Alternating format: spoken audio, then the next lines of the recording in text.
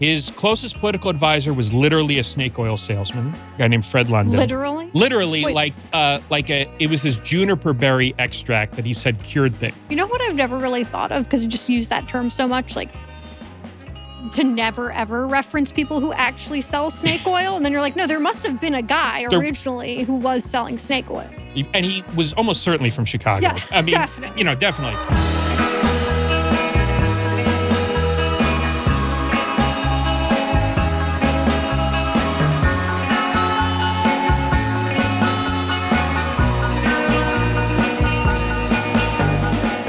So, Alana, I've been reviewing the Apple podcast reviews for us. Oh, God.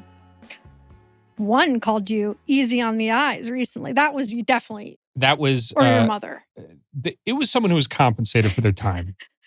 What I'm going to say, though, I'm not talking about that one, though. It was appreciated, though, But it was kind of crazy. It was like, I would listen to this guy talk about anything, and he also is hot. This is not why I brought this up, but I am glad we're discussing it. Okay. No, what I want to say is that the Apple iTunes...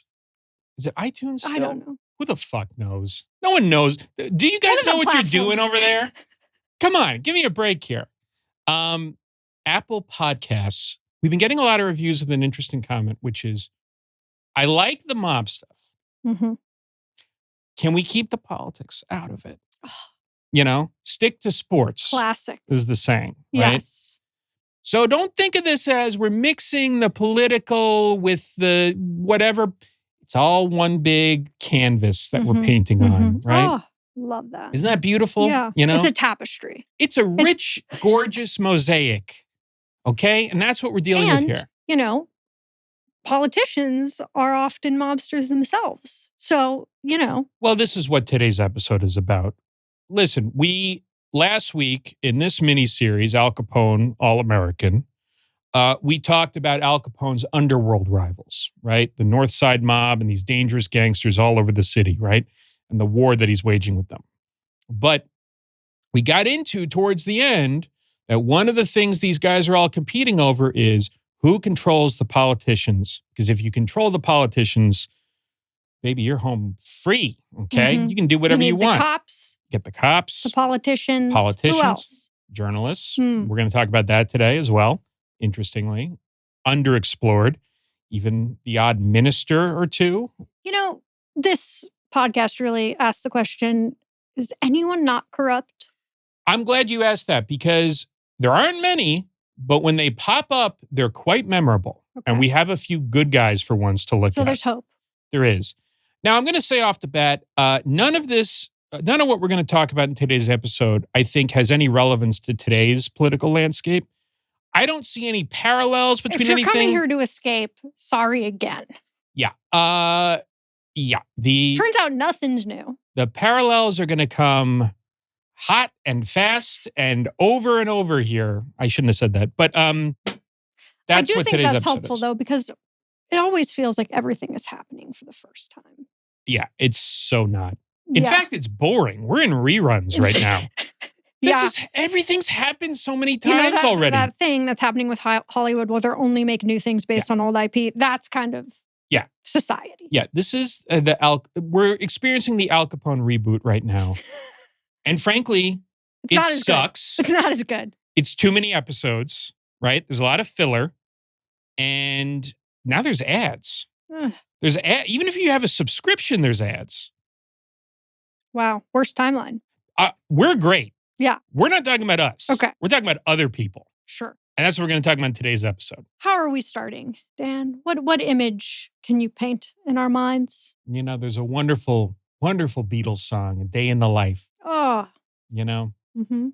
I don't remember how it goes. Not a big Beatles guy, but I know it exists. And I think if John, Paul, Ringo, George, all the others, Pete Best, we're recording 30 years earlier, and they did A Day in the Life. Here's what a day in the life of Al Capone would have been like. Okay. How do you like that for an intro? Huh? That's great. Yeah. I'm also very curious. Is he an early riser?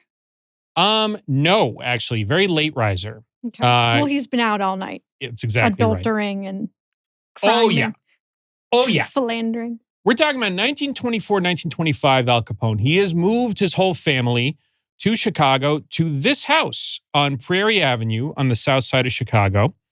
And here it is. It is a typical Chicago brick house. My old apartment building used to look like this. Was another story. What does it look like to you when you look at the brick house on Prairie Avenue? Cute.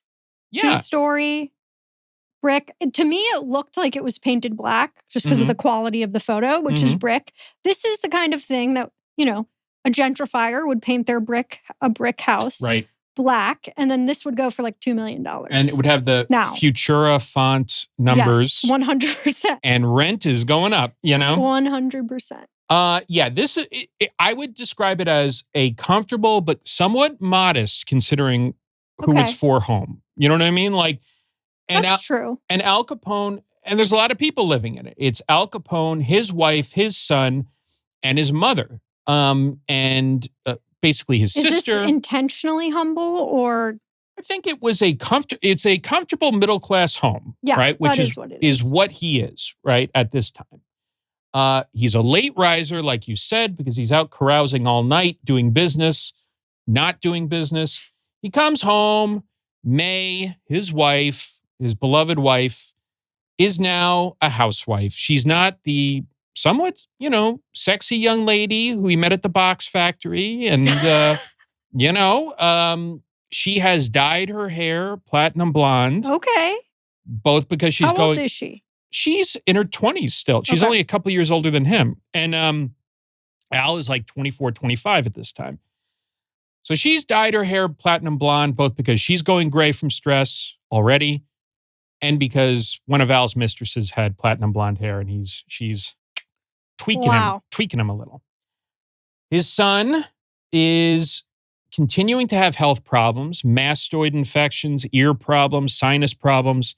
What they don't know, what May is going to discover soon when she gets some symptoms, Al has passed on the syphilis that he got. Oh, fantastic. Yeah, to her and his son. Can I also say about this photo? Of course, because we're talking about Chicago, the weather sucks. Like in the one photo. I feel cold watching it. Yeah, right. I love that in this historical photo, it's like snowing, sleet.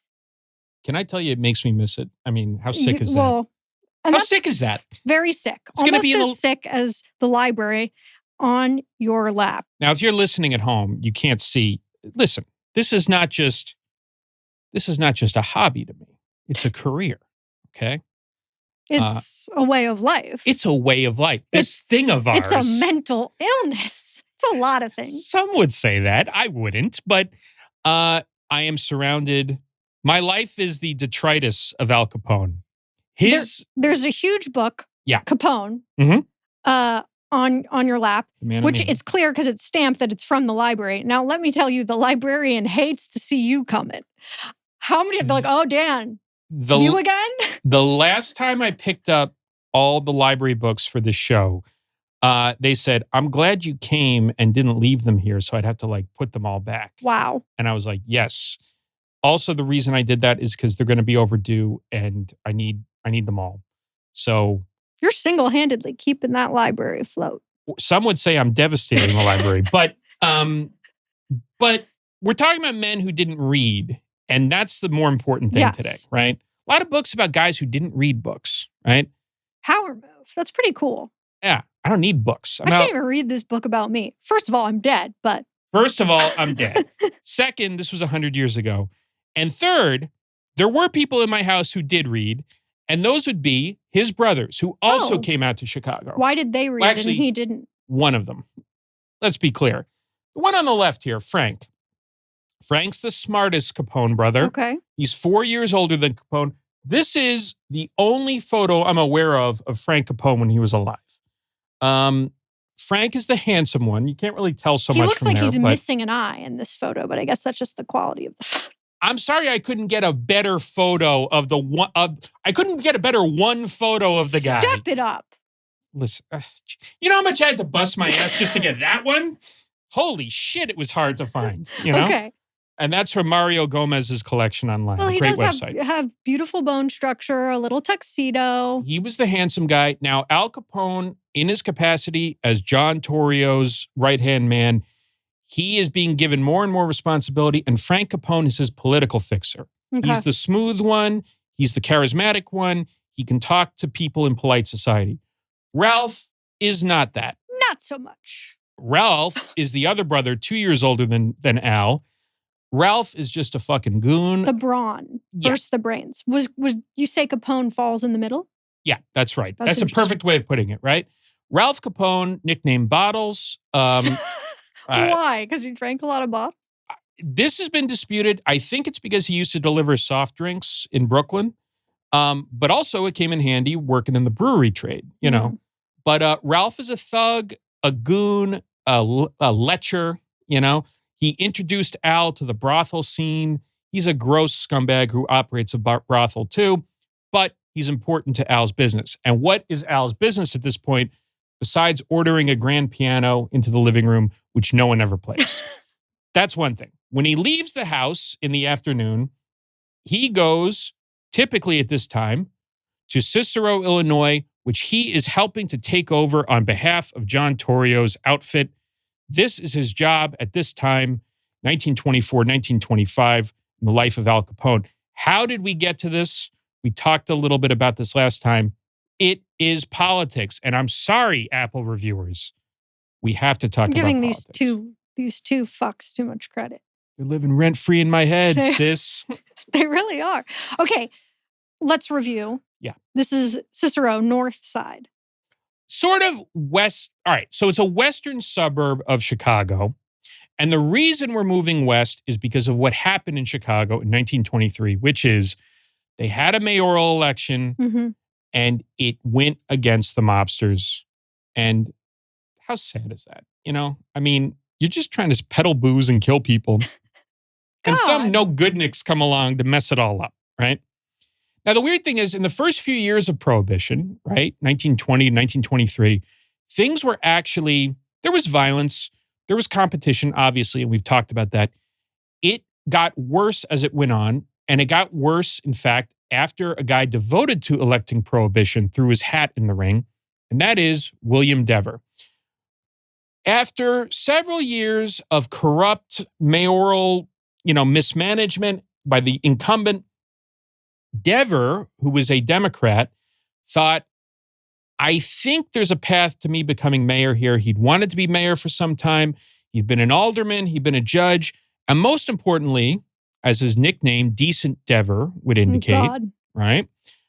Real fun at a party, I'm sure. Well, here's the thing, right? There's guys who are fun at a party, and then there's guys who aren't fun at a party, but actually, will fix the schools. Who do you want running your town?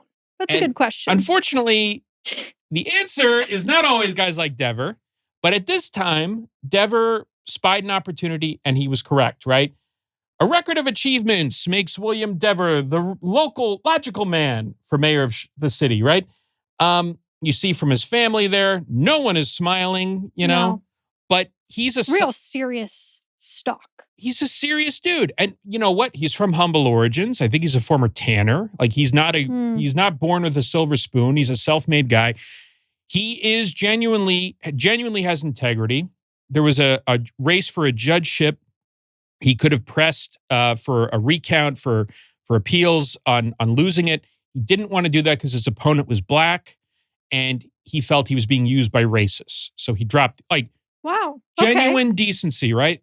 And he sees a lot of mismanagement in infrastructure, particularly in the schools and education, and he thinks that he can win against the incumbent, who unfortunately is fun at a party, and that is Big Bill Thompson, the incumbent. Big Bill, honestly, anyone with a name with big in the front, kind of awesome. I mean, vibes. He is big. I want you to take a look at this cavalcade of photos of Big Bill and tell me what you think, and if he reminds you of anyone also. I'm waiting for the impression. That's I've just been waiting. Well, here's the thing about Big Bill. I am not the first one to draw this connection. That Really? Oh no. People have noticed that he is a Trump of another era. Chicago Reader had a great article, recounting the low points of his career. He is a very strange guy. Now, I'm going to read some of the quotes. When facing William Dever in this initial race, he describes his opponent, and this is Big Bill Thompson talking as, and I'll do the impression here, very weak, no courage, no manhood, doesn't know how to fight. I mean, could he not have said that? He could. You're right. Right. Trump would add, also runs a secret pedophile ring, but that's very contemporary. That's a bit of a third rail now, just because I thought he was in that too. Exactly. Big Bill is a clown, a demagogue, an absolute asshole. You know what's crazy though? Like their physical stature, like his hands and like just his body. It's very similar. It's weird. He is you look at him, he looks, all right, another way he's like Trump. He was born rich to a wealthy family. He was an athlete in his youth. He basically had a silver spoon in his mouth from the time he grew up. He went west. He was on a ranch for a while and pretended to be a cowboy, and he would wear a Stetson sometimes. He comes back. He'd do lasso tricks for people. And he also was obsessed with, this is not a joke, the King of England, King George V, and would constantly talk about King George V plotting to invade Chicago. And that's not a joke. That is a real thing.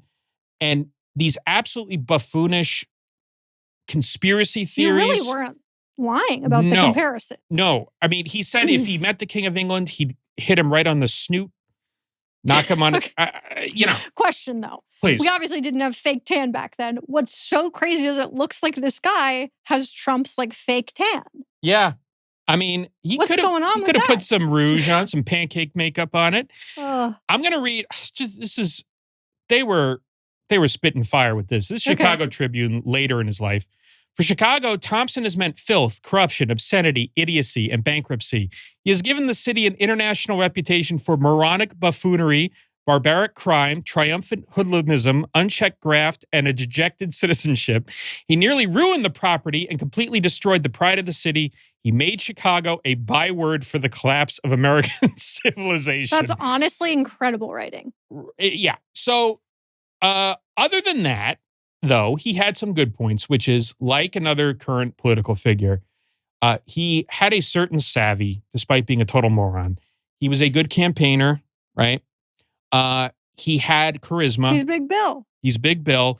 There's something about his clownishness, which means no one can really land a blow on him. Okay, another parallel is that his opponent actually is of the people, but this guy seems more of the people, even though he's actually not. That fascinates me. Like how, in Trump's case, he convinced all of his followers. Yeah. He's somehow like... He's with them. And he understands their lifestyle. Oh, sure. Yeah. I mean, when he's a weird old lady, in fact, yeah, I mean, this is it, right? And he's allied with the worst aspects of politics in Chicago. He is a Republican, like I said.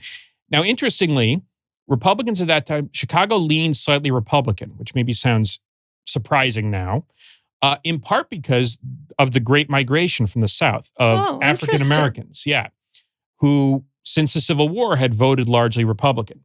And Big Bill, despite all the demagoguery he does and often racial chauvinism he does, he was considered very popular with the Black community and solicited their votes a lot and seemed relatively progressive on that.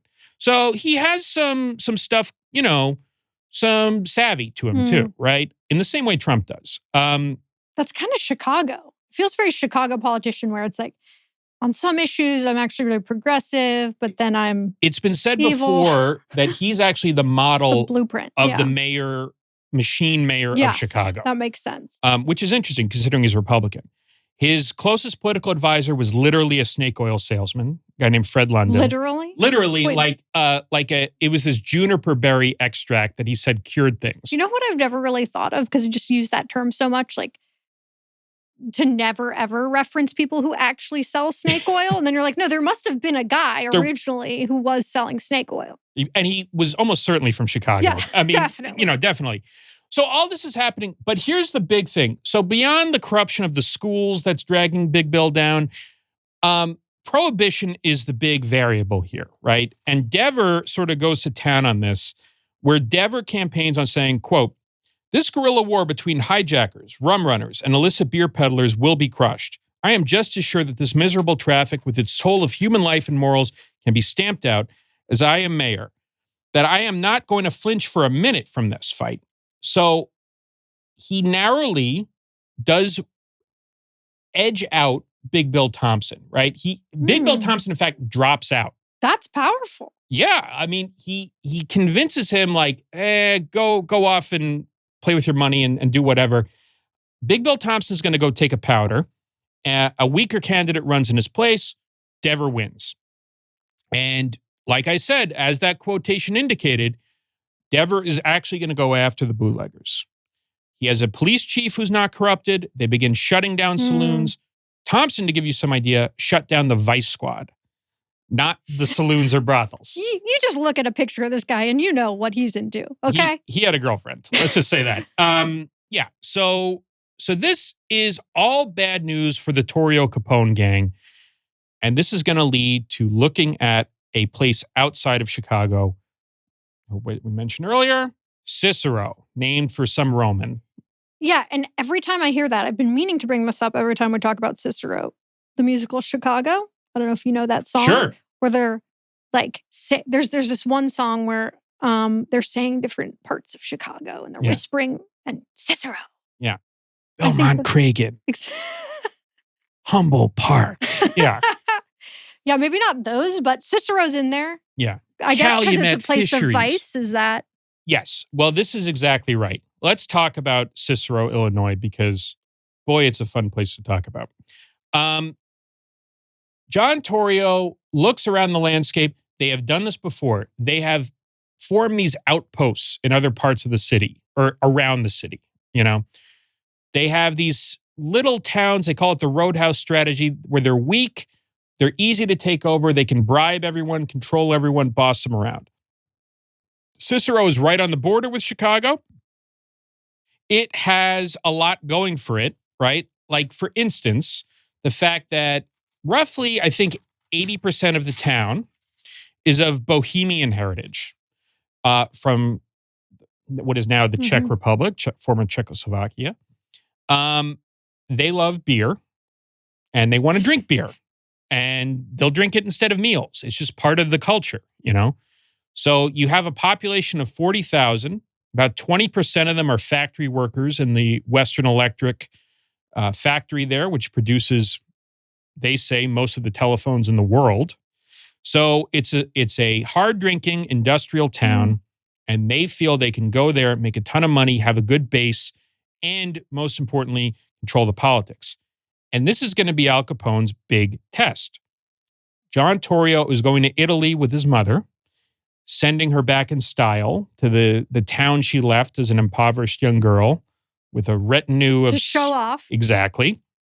And while he's gone, he's going to leave Al and his brothers to take over Cicero. What could go wrong? A lot, actually, as it turns out. Because it's not just going to be taking out the mobs there, because there are rival gangsters there. That's going to be more Ralph's job. Frank, the political fixer, has to take over everything from top to bottom, and they have to do it in time for the 1924 elections. They're running out of time. Dever, he's now in as mayor in Chicago. He has Democratic allies who are going to run in Cicero on an anti-mob platform, so they got to move fast. And that means election season in Cicero is going to be, well, violent. Oh, okay. Nothing to worry about. No.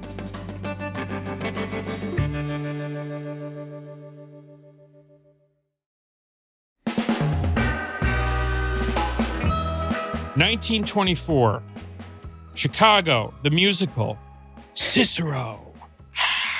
Jazz hands. I'm going to send you a clip. Please. I've actually never seen that. Wait, that's musical. actually kind of crazy. I think you would like it. I bet I would. I think it was based on a real case, too. Yeah.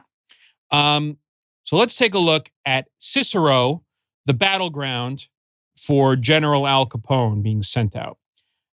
As you indicated, right, it's a western suburb of Chicago, was at one time very, very large, and then was split up into a few other suburbs. Here we have a grid of it. So you can see it's west of Chicago, Oak Park's to the north, Stickney to the south. And these are all places that Al Capone and his mob had a presence in. So they control the racetrack, they control the brothels that they've set up there, like the Stockade. They control these little towns around it. How far is this from downtown Chicago? A few miles, okay. A matter of miles. And election season in 1924 is coming up. It's going to be a knockdown, drag-out fight.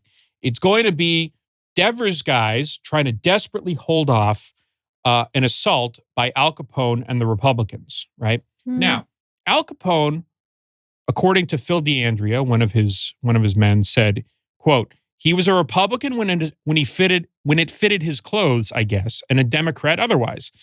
Al and his brothers and men, quote, played both sides of the street. Whoever was in, that is where they, and then he trails off. Oh, I don't see any parallels. Right? As with any... How can I win is really the question, not what do I believe in, right? This is it. Why do the rich guys give to both parties? Sometimes, increasingly less, actually, it feels like. But they do this to hedge their bets in case, one guy wins or the other, right? And that's what Al Capone is doing. And so what the plan is that they're going to sack Cicero. Like it's a city, in ancient Rome, and they have to go take it and just conquer it, right? And this is going to make his career as a boss. Interesting.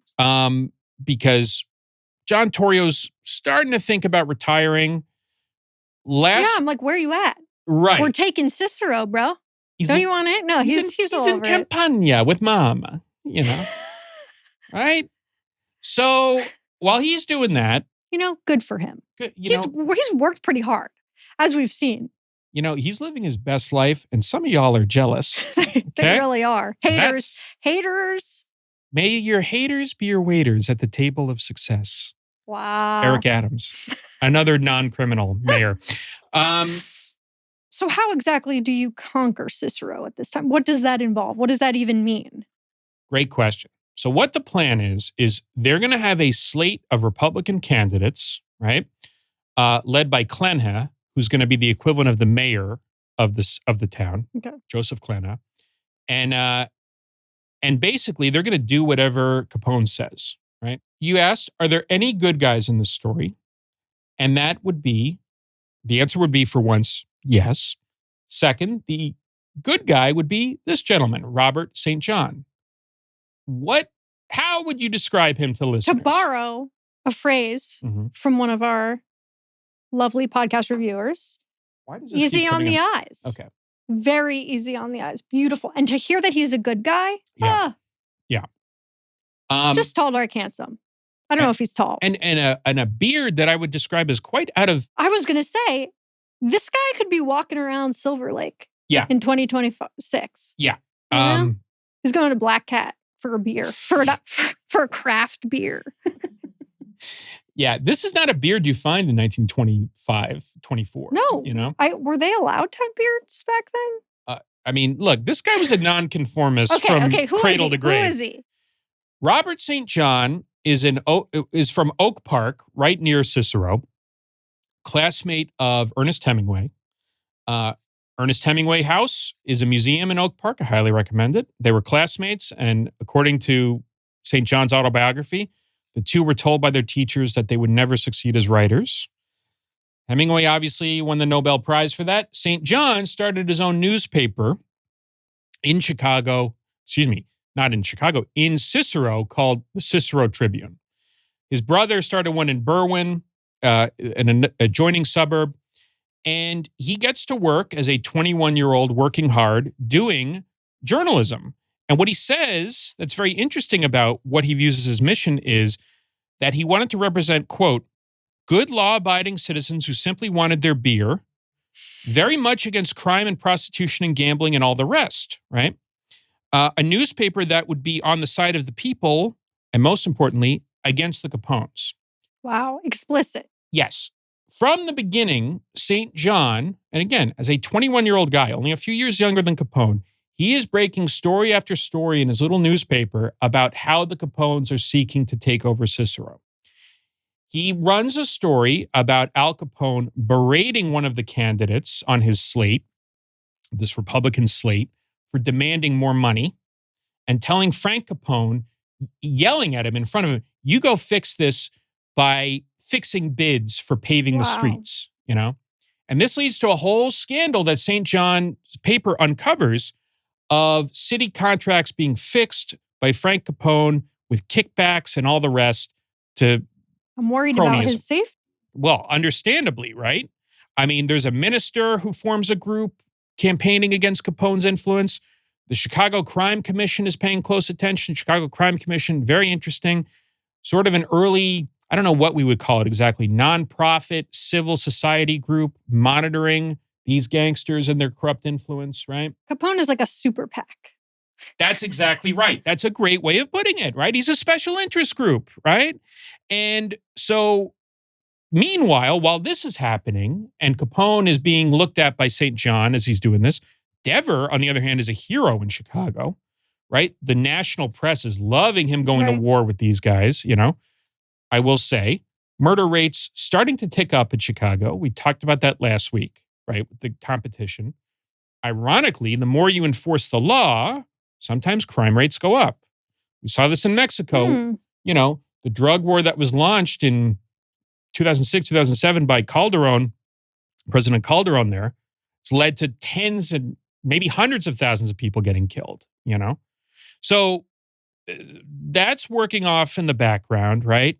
Al Capone, again, under pressure here in Cicero, and come election time, it's going to all burst out into the open, right? Two things happen that are really notable. The first is election day itself, what it actually looks like. We have people being beaten on the streets, kidnapped, forced into cars, driven, held in cellars until election day. What a democracy we have. I mean, you name it, right? Gangsters hanging out at the polling stations, not letting women in because they fear them voting for Democrats. Ladies, I'm mad. Sorry. I'm mad. Now Alana's angry. Now I'm activated. Now it's like when I found out Nicolas Maduro had a podcast. It's like, oh, now it's personal, you know? And by the way, probably stealing the ballot boxes. That happened, replaced with boxes containing new ballots that, you know, went for Clinha and his slate, right? Election workers being, you know, trampled upon, and at least 2 homicides that day. And who? Who were they killing? Just random people that aren't voting the way they want them to? One was a campaign worker. The other was a bar owner who was politically connected, Joe Tankel. But then there was a third homicide that day, and that is of Frank Capone. Whoa. Frank Capone, that day, when everything's going on, is going about his business in the town of Cicero, right? And in fact, what happens is witnessed by none other than Robert St. John. As all our players are there. All the stars are here, okay? Wow, this is a good scene. Election day is going on. All this shit is popping off. The reports are pouring back into Chicago. Dever allows for a detachment of, they call them flyver squads of plainclothes police officers to go to Cicero to assist. We're talking about maybe 75 cops in like 9 different cars. 2 important points on that. 1, they're in plainclothes, suits, not uniforms. Okay. That's important. 2, they are in these black touring cars that all the gangsters use as well. So, what could go wrong? Can you see where this is going? What could go wrong indeed? This motorcade pulls into Cicero, and St. John is witnessing this. He's at the Western Electric plant where the cops are being dispatched to because they're worried about the workers there being harassed or attacked. And later, one of the cops driving one of the cars tells St. John, and I'll put a little mustard on this. They tell us, at headquarters, there's a lot of shooting and stuff going on in Cicero. Oh, I know that if they're shooting, the Capones must be mixed up in it. And the first thing I see when we get there is Capone's brother. brother. What's wrong with that? Well, Mr. Cop, what's wrong with it is a gang of 75 guys who look like gangsters pull up to Frank Capone. Why did they, sorry if this is a stupid question, No. but why did they send them like that? Why not? Well, They thought they could like go under the radar? let me ask you this. Have you ever met a cop? Do they seem I wish like I they had never- think everything through Okay, always? You know, it's a great question, right? Because when Frank Capone sees these guys pulling up, he pulls his gun. It's not a good sign when I am asking these questions with my most basic understanding of how Listen. this works. Listen, always question authority. Okay. Yeah. Keep asking questions. I will. Okay. Thank you. Because Frank Capone doesn't have time to ask any questions. He pulls his gun because he thinks the hit is out on him during election day. Mm-hmm. He thinks these are gangsters. They fucking pump him full of lead. So he is dead midday election day. And Capone's reaction? White hot fury. He goes with Ralph to the morgue to identify him. The only thing sort of keeping him restrained at this time is John Torrio is still technically in charge, right? And also, you won. You know, you also won too. Now, interestingly, I think Frank Capone's, of all the people who die in this story we're telling, he sort of, it was fucked up. I don't know. It's a weird thing. Yeah. The cops didn't announce themselves, you know.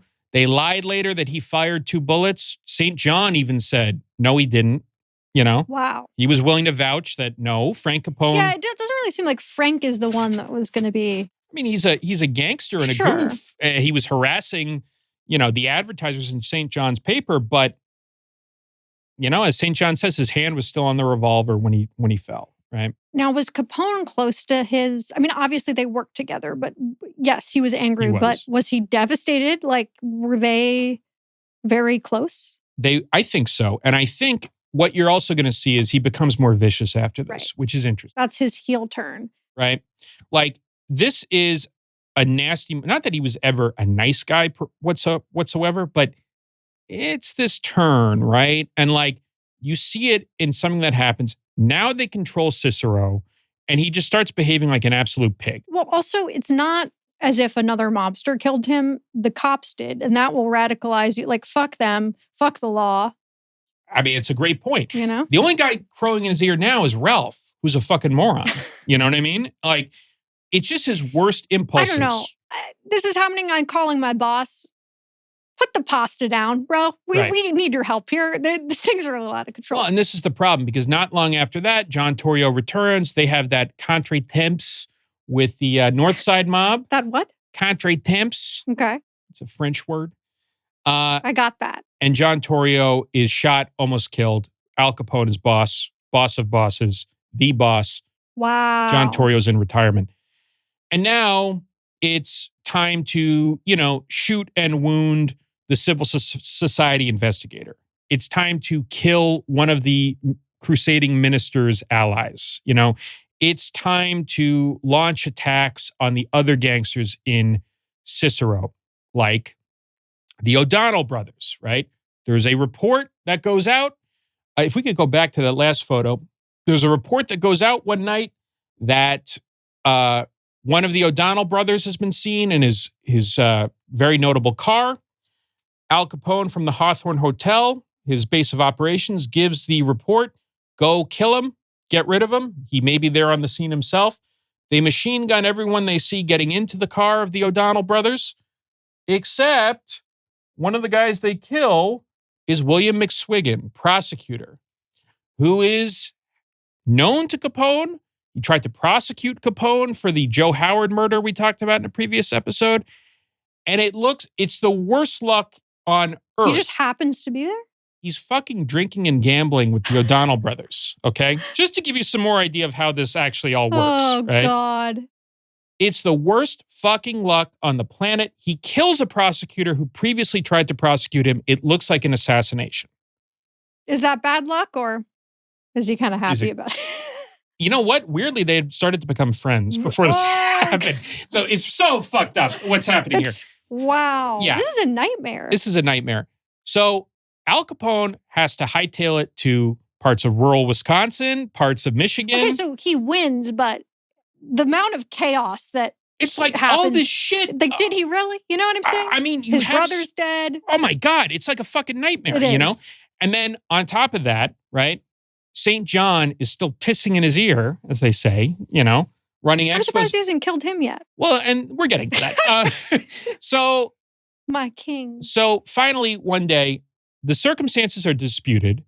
Either St. John sees a police officer literally being beaten in the street and goes to intervene, or, and I think this is more likely, Ralph Capone and some thugs get out of a car specifically to assault St. John. No. And they beat the shit out of him, right?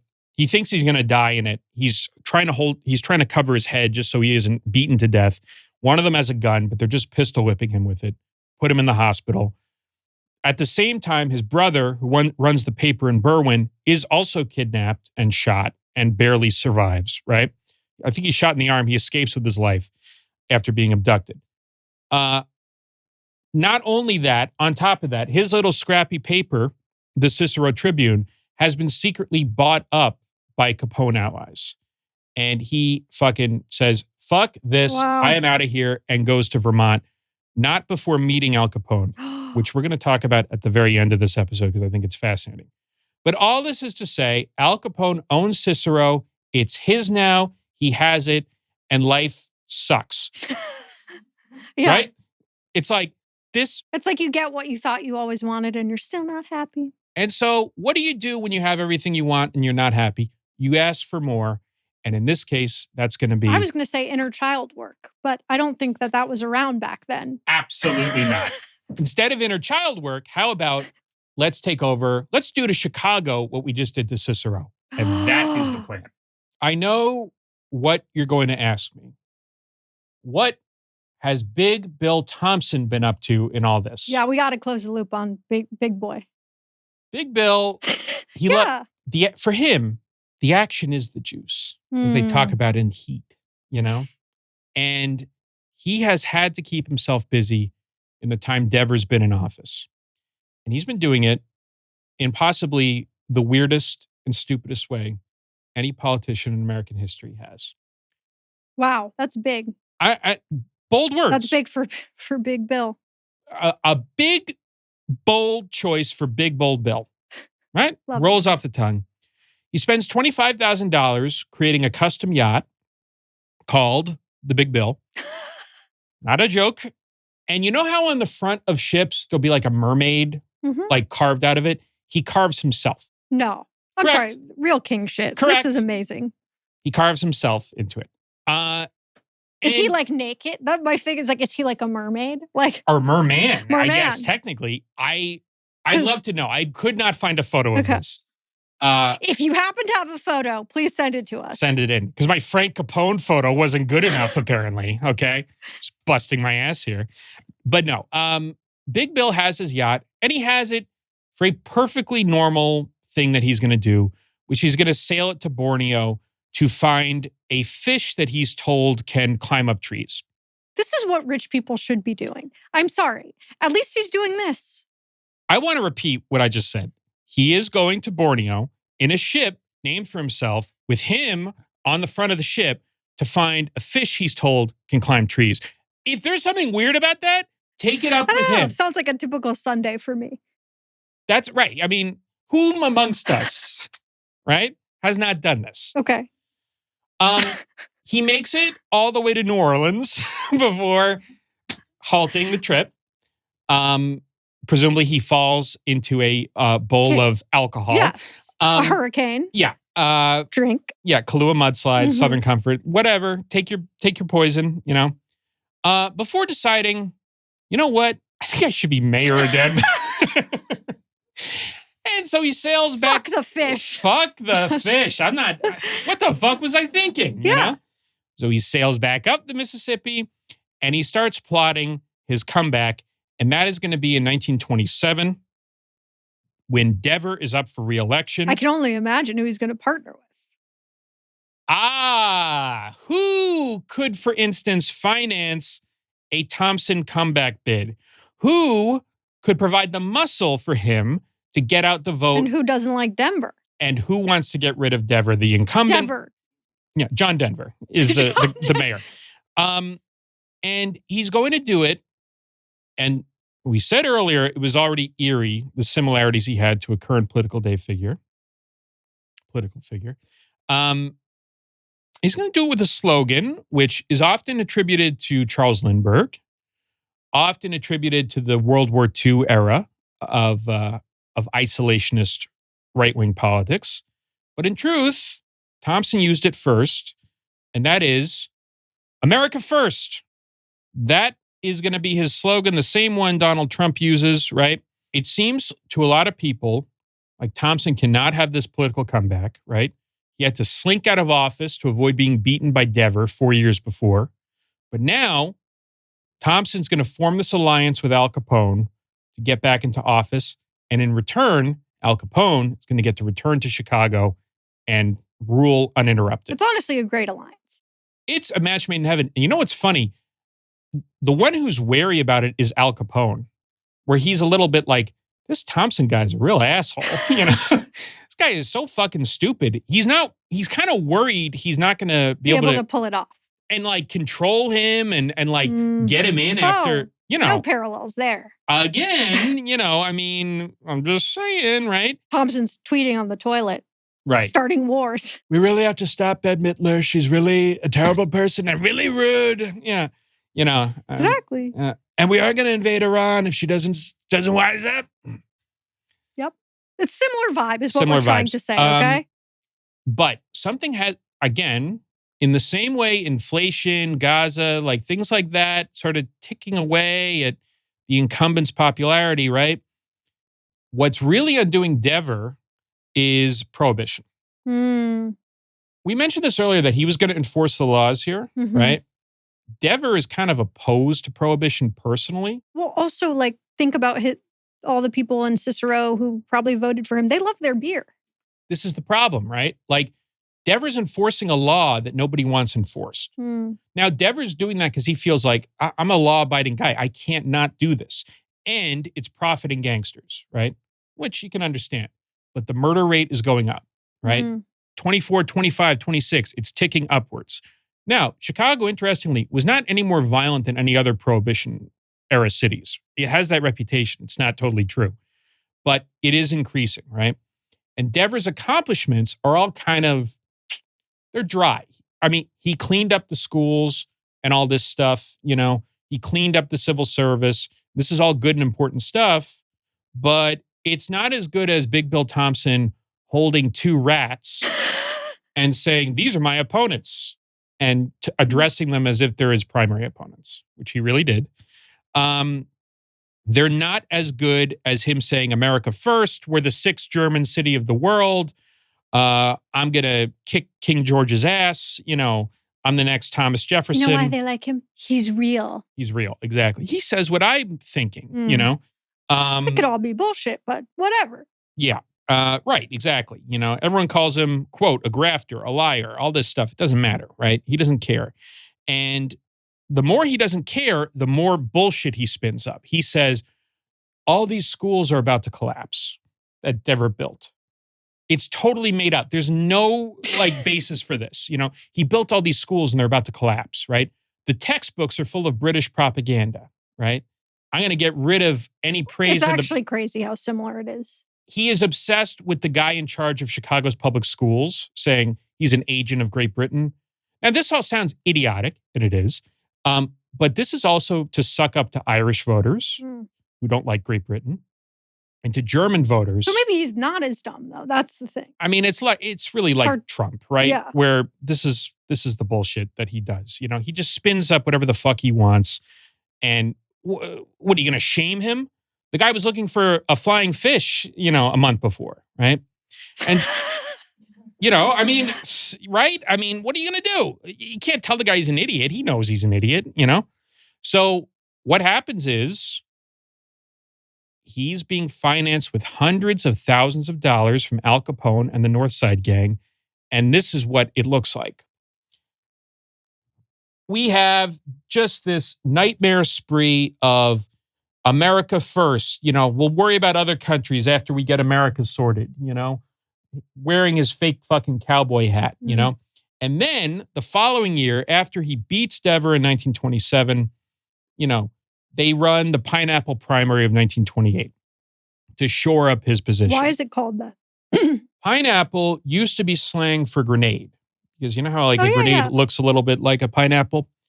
And that's for the dozens of bombings that occurred in the primary to intimidate, terrorize, and kill opponents of the Thompson electoral slate. Crazy. Now, we've said before, Big Bill Thompson viewed his base as the black voters of Chicago. Al Capone always struck a somewhat tolerant note on black Chicagoans.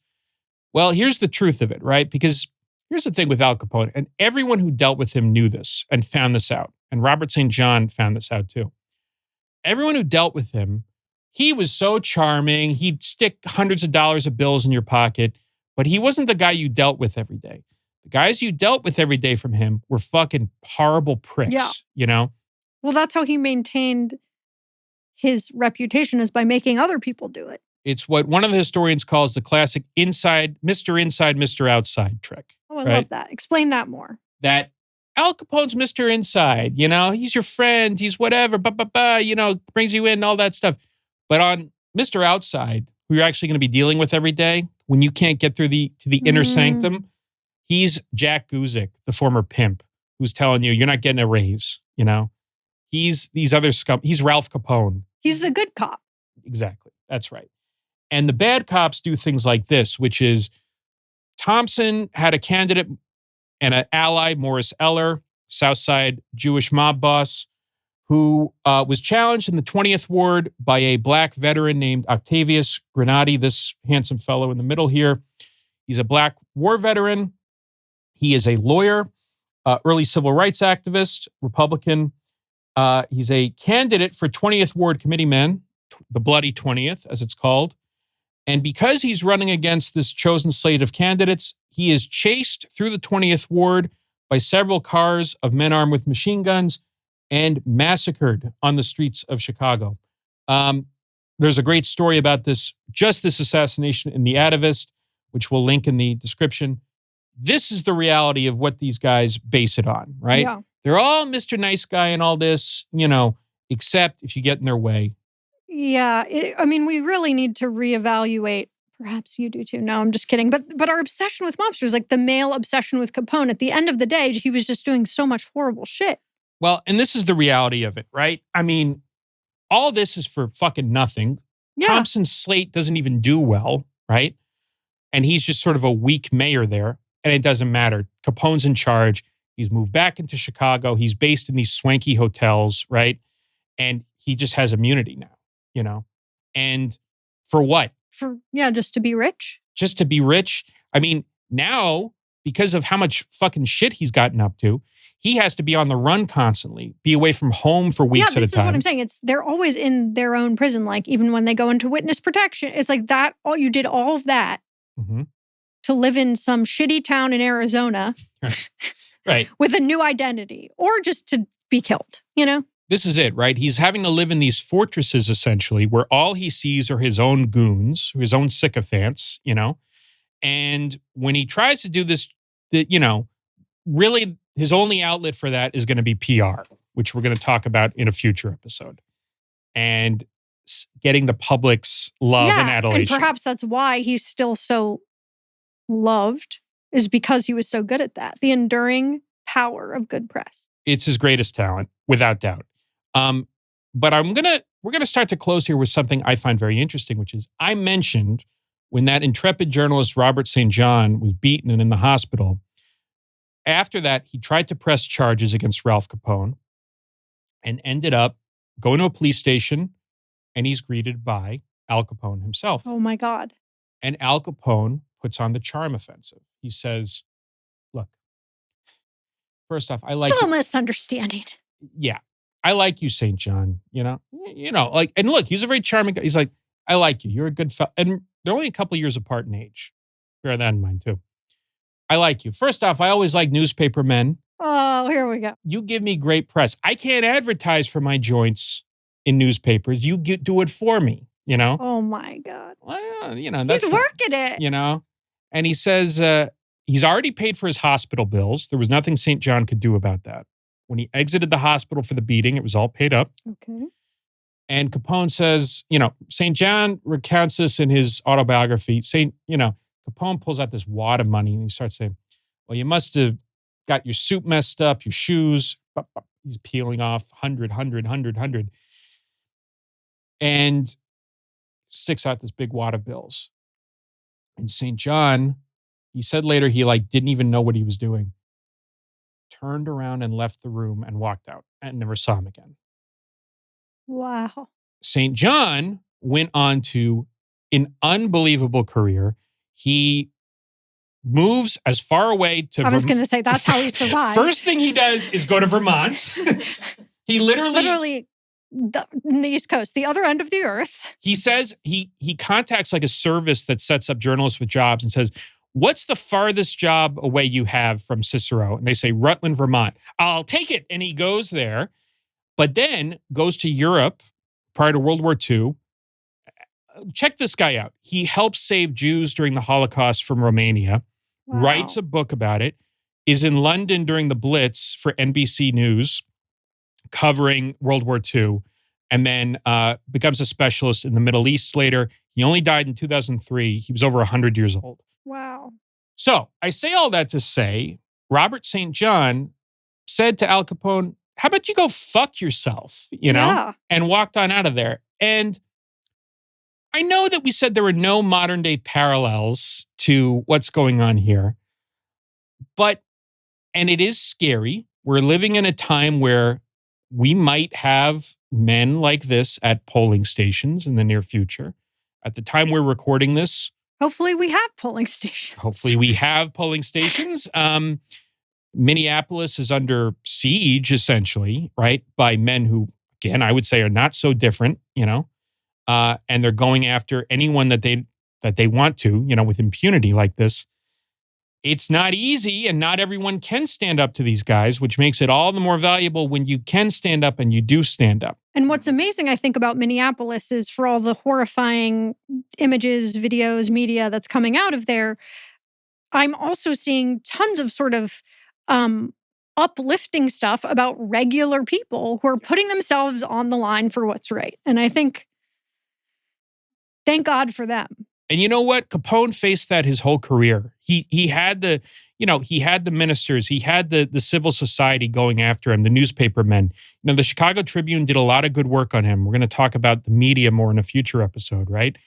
And all that's to say, they're kind of paper tigers, They can intimidate, they can threaten, they can even kill, they can bluff, but it's all born of weakness. Al Capone is increasing. It's weird. The more powerful he gets, the weaker he is. The more isolated he is, the more bereft of power he is, even though he seems by the way, but doesn't that feel really true about just power in general? Well, it's corrosive, isn't it? Yeah.